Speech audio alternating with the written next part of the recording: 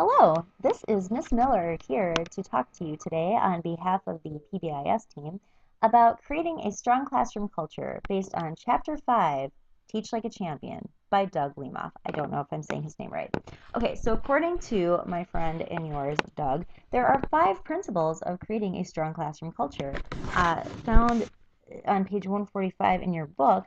So rather than have you guys like read it, we just thought we'd make this like fun video to sort of like give you the nutshell version of what is in the chapter, but of course you can refer back to your text if you'd like.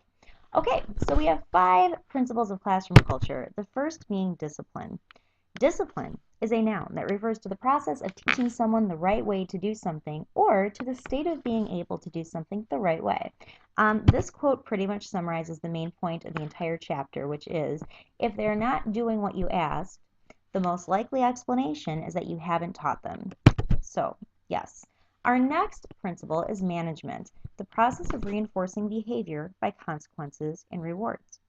This, according to Doug, is only effective when used in conjunction with 4 other principles of classroom culture. The next one being control. Control is your capacity to cause someone to choose to do what you ask regardless of consequences. Teachers who have strong control succeed because they understand the power of language and relationships. They ask respectfully, firmly, and confidently, but also with civility and often kindly. They express their faith in students. Next, we have influence.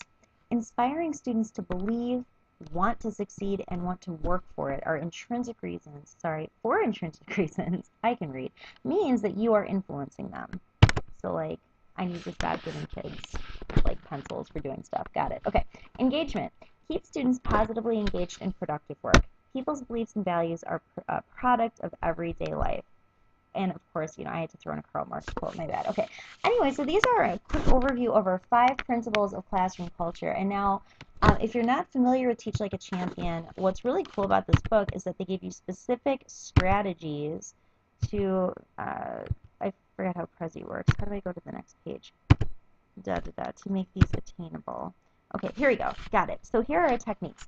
Okay, strategies, whatever. There are 8 of them, and I'm going to go through them very briefly, but they're numbered, so you can like find them in your book and refer back if there's one you're like, oh my god, that's awesome, I want to read more. Okay, so the first one is entry routine, which seems pretty self-explanatory. So basically, he's suggesting that you have students pick up their materials, like make them responsible for it, as they enter the room or whatever from like a small table just inside the door. Easy access. Have assigned seats so they know exactly where to sit, whether they pick them or you do. Homework should be handed in the same place at the same time every class, and objectives, agenda, and homework for the coming evening should already be on the board every day in a predictable place. Okay, so that's a fun one. The next one is do now.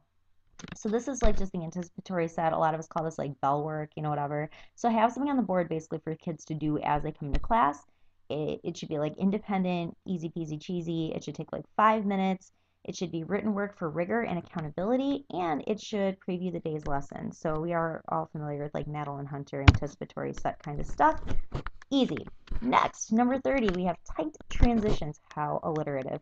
Anyway, expectations for transitions need to be routine. So routines should be scaffolded, so basically taught directly, and then, the kids practice or whatever, by us, the teachers.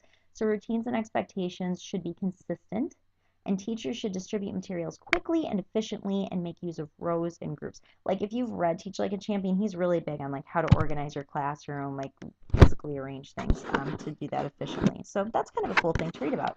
Next, number 31, we have binder control.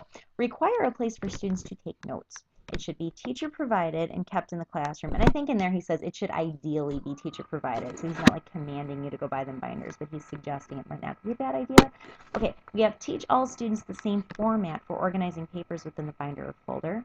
Number the notes or sheets. For example, like, take home pages 32 to 45 to study for the test. So basically, like, just kind of teach the kids like basic organization skills, because like we all know that they really don't have them. So we must have to teach them.